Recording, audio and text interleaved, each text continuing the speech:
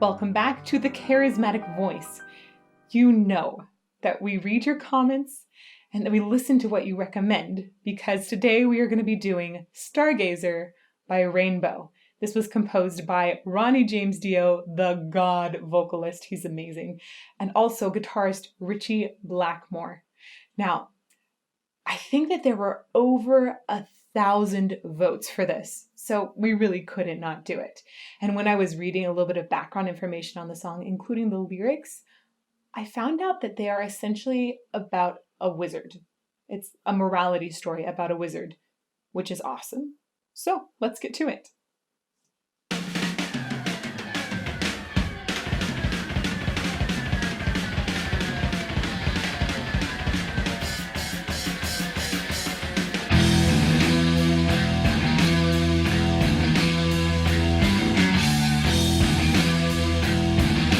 That's catchy.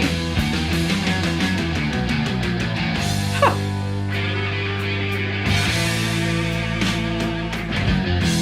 I knew I'd sell my soul for water. 9 years worth of breaking my back. There's no sun in the shadow of the wizard. See how he glides, why he's lighter than air. Oh, I see his face. Where is your star? Is it far? Is it far?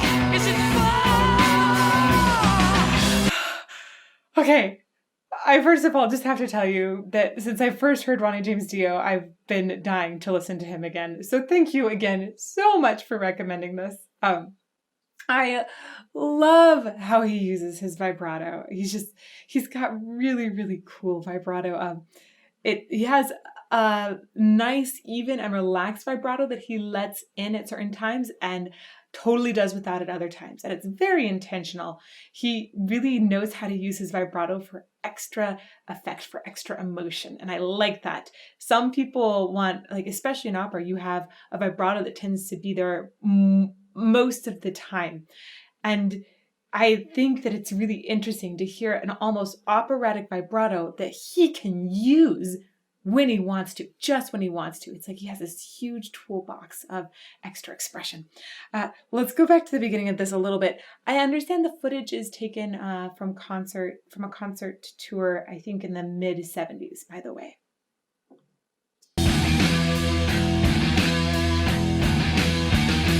And that is such a catchy riff right there at the beginning. One of the things, one of the really good ways to make something sticky is if it's catchy. You play it not once, but at least a couple times, and then maybe the third time you do something a little bit different. And that's essentially what they do here. A little different.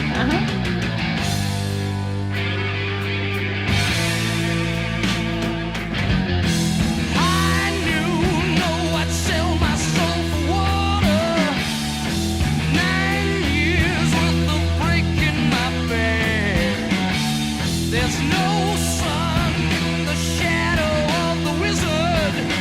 See how he glides, why he's lighter than air. Oh, I see his face. Where is your star? Is it far? Is it far? Is it far? When do we leave? I believe, yes, I believe.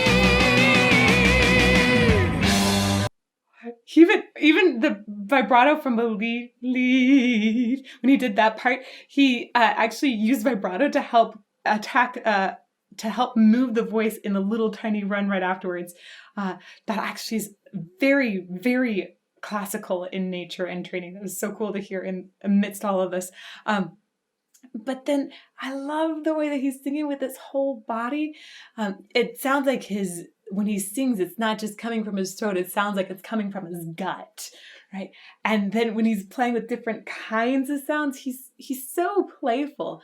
He must have inspired so many singers with the way that he plays with the different placements of sound. You can hear sometimes it sounds like he probably raises his lips and gets into more of a snarl. Leave or something there. Probably not on believe, actually. Believe sounds like it's a little rounder vowel. But there are other times when I've heard him go really bright, almost like he had upper lift and the lip here. And then there are other times when it sounds like he rounds out the sound and tries to send it up into more of a domey loft space.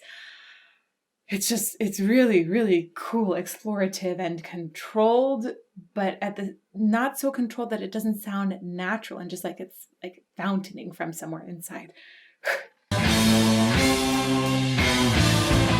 the heat and the rain, with whips and chains, see him fly. So many die.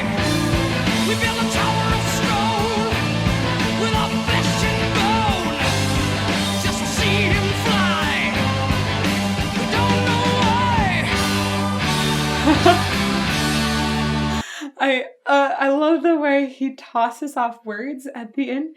Sometimes especially at the end of these last few phrases, you could hear that he was like singing them at the end. And it helped to keep the energy of the phrase really lifted at the end, so it didn't feel like there was a huge dip or something there. I liked that a lot. I also just loved the different little bit of growl that he adds. He adds a lot of texture to the sound in addition. Also, the words are cool. At this point, I guess, essentially the wizard has this longing to fly, and he's asking people to build him a tower. It sounds kind of like Egypt to me. Now I've got Prince of Egypt, just like in that. Anyhow, it sounds like there's a bunch of people essentially toiling under labor, and this wizard's like, hey, I really want to fly, so everybody has to work for me. And I bet that has a lot of interpretation for various people today. Definitely has a good moral. So let's keep going. Now where do we go?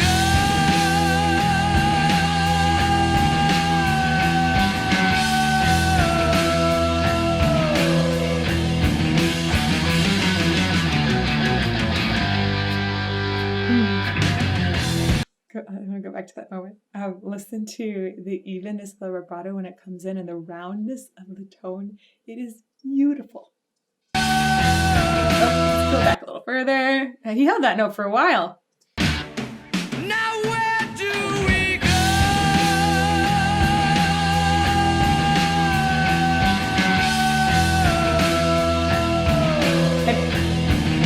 A lot of people will choose to have a little vibrato at the end. I love that he lets it enter right away on that first note, and then you can tell he's made a definitive choice to stop it and then go down the scale.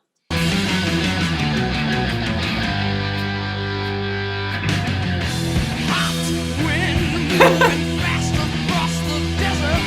Hot! What a fun way to sing and express hot.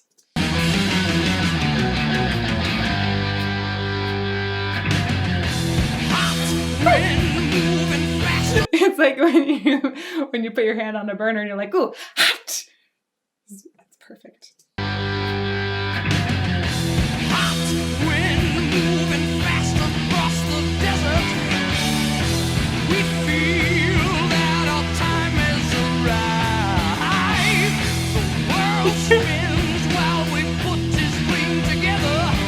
A tower of stone to take him straight to the sky. Oh, I see his face. Where is your star? Is it far? Is it far? Far?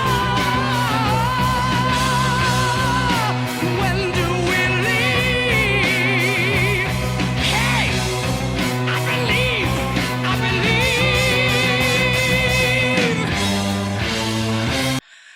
It's really great to hear how he's able to go low and then high, or high then low and then back high again. It's really clear that he's negotiating the voice very well. If you drop down in pitch, a lot of times more weight, more body will come into the voice. And then sometimes as you go back up, it's hard to take that out for a higher note. And to hear him going just fluidly through so many different notes here, it sounds like like he doesn't even have to think about having good vocal technique anymore. It's completely ingrained in his body. In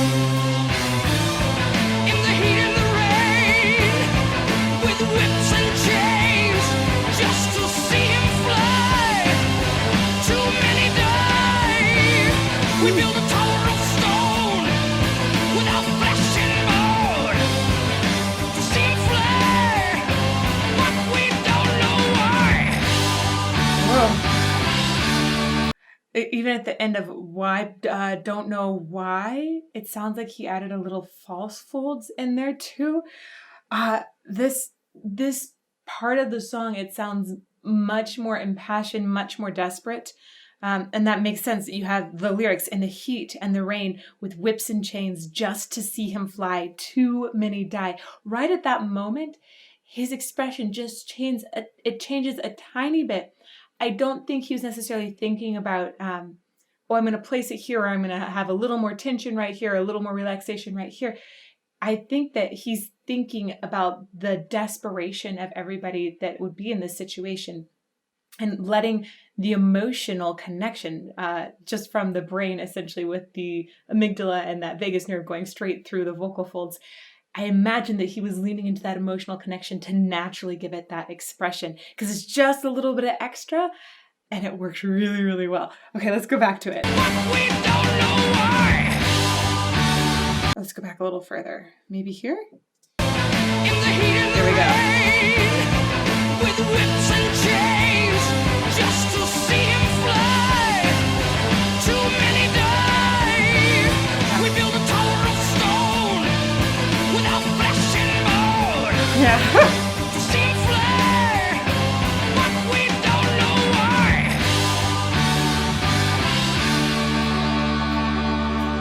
Oh, now Nice where toss. do we go?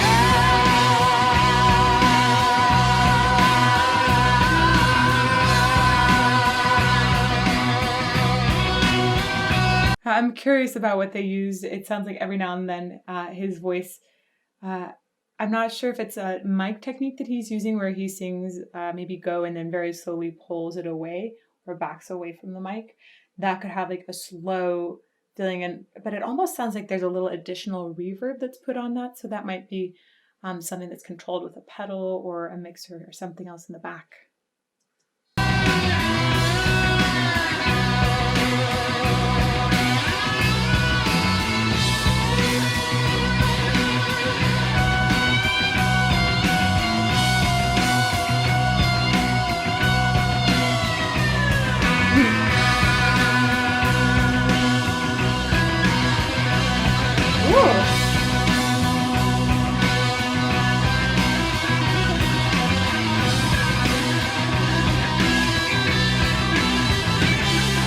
So right now he is riffing off of essentially a harmonic minor scale. And that is often associated with Arabic music, especially. But it often sounds kind of exotic to us. And I imagine that this is to draw that connection, which I also was feeling earlier on in the piece, probably between Egyptian pyramids and the wizard and the tower that he's having built by essentially slaves.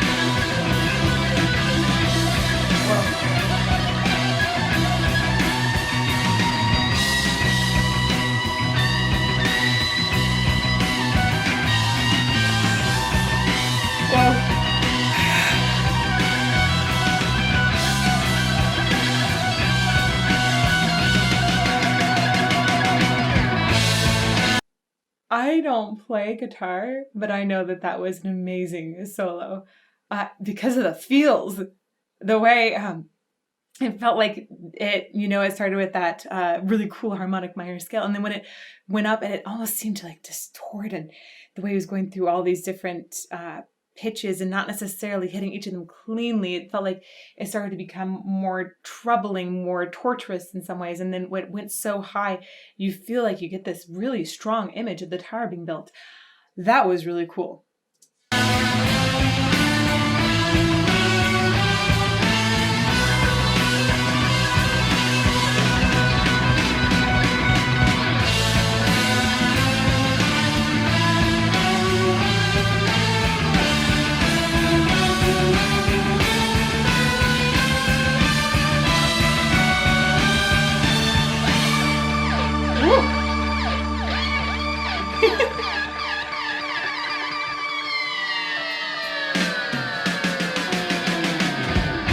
just have to say at that moment sounded like pew pew pew pew pew in a video game, and then like maybe the enemy ship was destroyed, and then it started falling out of the sky. All eyes see the figure of the wizard as he climbs to the top of the world. Whoa! That was a crazy jump. Awesome. See the figure of the wizard as he climbs to the top of the world. Nicely No done. sound as he falls instead of rising. Time standing still, then there's blood on the sand. Oh, Oh, that makes so much sense that you had the guitar, like, gives a little premonition of that the wizard falls at the end. Oops, sorry about that. So let's see, let's come over to these lyrics. So we have that the wizard falls instead of rising. Morality takes place. Time standing still, then there's blood on the sand. Oh, I see his face. Yeah, you shouldn't make people be slaves, dude. Just saying. I see his face. Where was your star? Was it far? Was it far? Right there, when he's essentially going between two notes really quickly, that was echoed a few different times in the guitar solo as well. And I was noticing, I think that that they are both very inspired by each other in note choices. And you heard that echo, and it feels like the guitar is another voice as well. Really cool. Where was your star? Was it far? Was it far? When did we leave? We believed, we believed, we believed.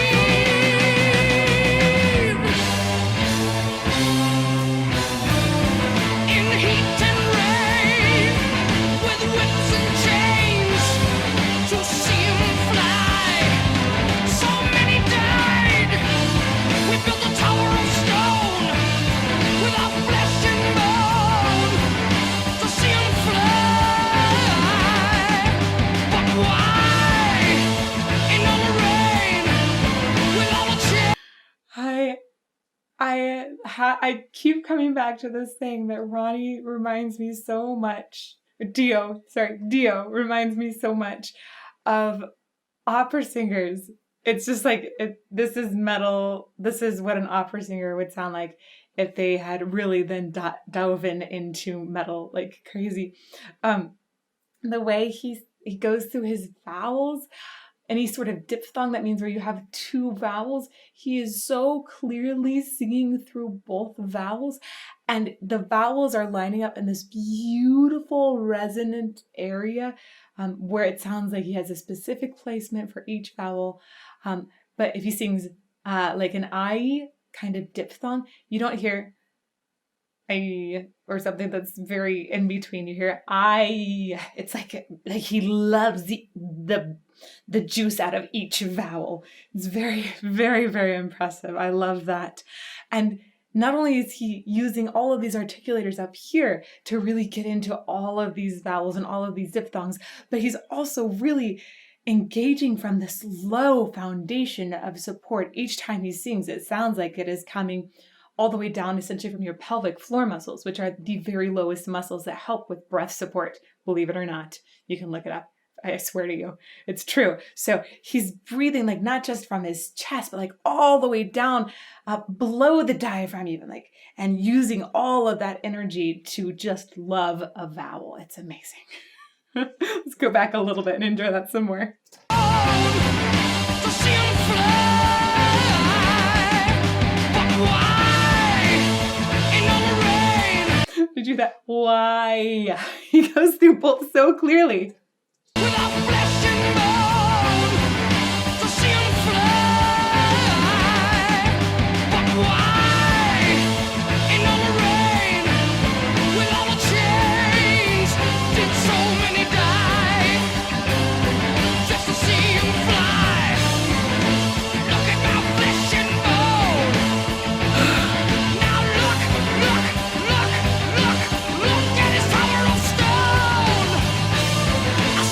love the energy that he's continuing. This sounds like it would just take a lot of endurance to go through this, but because of that low support that he's engaging, it doesn't sound like it's taking any toll here. And it actually almost sounds like it gets more powerful as he says, look, look, look. It's awesome. Flesh and bone. Now look at his tower of Lots of intense. stone. I see a rainbow rising. Look there on the horizon. And I'm coming home. I just gotta say, I love the orchestra and this part. I'm guessing they didn't tour the orchestra, but I love the additional orchestral moments in this. The build of the strings often to me feels like it's able to build a lot of anticipation. I feel like the wind strings, the way that you might do a tremolo on them or move through faster parts of them, they almost feel like anxious beating of a heart to me, or maybe the trembles when you're nervous or anticipating something.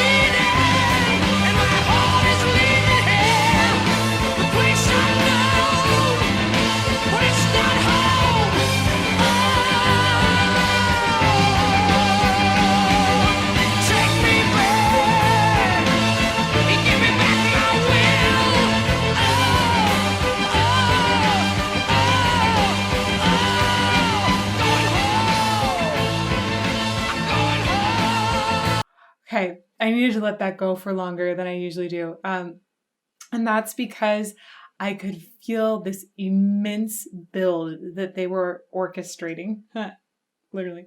But it is so clear. You have this you have essentially two figures that repeat. They're actually the same figure notes. So it repeats twice on the same pitches and then it moves up and repeats that twice. And then it moves back down and repeats twice and then up. It repeats twice. And this sort of, it's almost like an ostinato pattern, meaning that a repetitive musical pattern. It goes over and over, and then they add different elements and add more energy to it. It has this growing, huge anticipation. It's kind of like The Who. I remember when I did a video on The Who, they basically just stayed on the same note the whole time, and it made this very, like warlike, battle-like anticipation feel very palpable. And this, to me, when you have that kind of build, if you stop it, it can totally miss that flow. And I get that. When we do reaction and analysis videos, sometimes we miss the flow of the song and we miss that overall feeling at first. Since I felt that was building here, I wanted to let it go a little bit longer. I loved the feeling. I really, that build, the way they structured it here, it was very enjoyable to know in my head how it was structured, but then to also experience that emotionally at the same time, I feel is a wonderful experience. And you can hear that it sounds again like Dio just doesn't have any vocal problems with this. The endurance at this point would be tough. And he's more and more in it. It's like almost more and more lost, stronger and stronger at every moment. So let's go back to partway through this and just appreciate some more.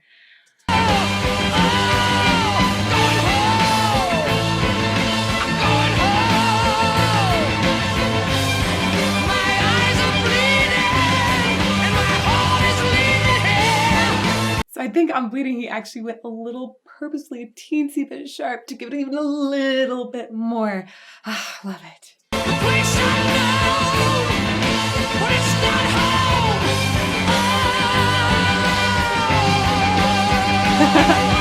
Is that why he went down for the higher note and then up as he went down the scale? often dropping down like that, even in body posture, can help with a little additional body connection and support. Take me back, give me back my will.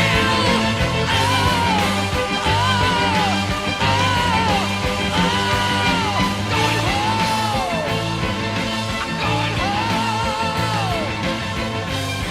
My eyes are bleeding, heart is leaving here.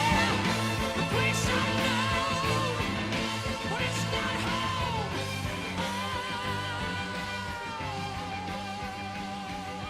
Take me back, take me back, back to my home.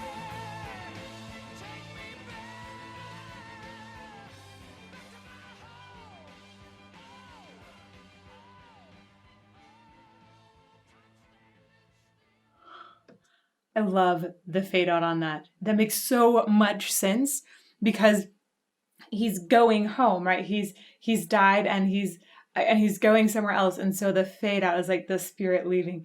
Love that they chose to do that. Most of the time, I don't like fade outs. It was a great choice for this, just fantastic, and I feel that every single opera singer could learn from just listening to Dio. Listening to the way that he embellishes at the end, listening to the way he stays connected to his support system, listening to the way that he has open and wonderful technique, the way he uses extra expression, maybe even chooses to go a little bit sharp to give a teensy bit more expression on a note, the way he explores vowels, it's incredible. This man is just a god of voice. That was such an uplifting experience. And I am dying to hear more Dio. We're going to do more Dio on the channel for sure. I love his technique. I love his expression. I love the way that he is so connected to his body. It's amazing how he delivers the message. I also love the way that they've embedded this morality message in this story about the wizard in the tower. I think there are just tons of different ways that you could interpret that message for sure. It could be about greed. It could be about continuing hope. It could be about life after death. There's just tons of different ways you could interpret that. And I love it when you have stories like that that are meant to be interpreted in different ways so that they can reach tons of different people, however you need to be reached at that moment. But man, even that guitar solo was amazing. The composition of this was amazing. That huge build at the end, man, is really good. Everyone should go back and listen to this from the beginning to the end without interruptions. There will be a link. I always put a link to the songs and where you can find them in the About section of this video. Like I said, sometimes you just miss that energy flow when you're stopping and analyzing each moment. And so I really encourage all of you, go back and listen to this from the beginning to the end, all the way through. Even if you've already done that once before, do it again. And I hope that you'll also leave a comment down below. Let me know which Dio movie, which Dio song you would like for me to do next. And also let me know if there are any other artists or songs you'd really like for me to review on this channel. And come and say hello to me sometime on YouTube on Mondays, Tuesdays, and Fridays at 8 a.m. I do live premieres, so hopefully I'll see you there. Or you can find me on Patreon or at my website, thecharismaticvoice.com. I'll see you somewhere soon.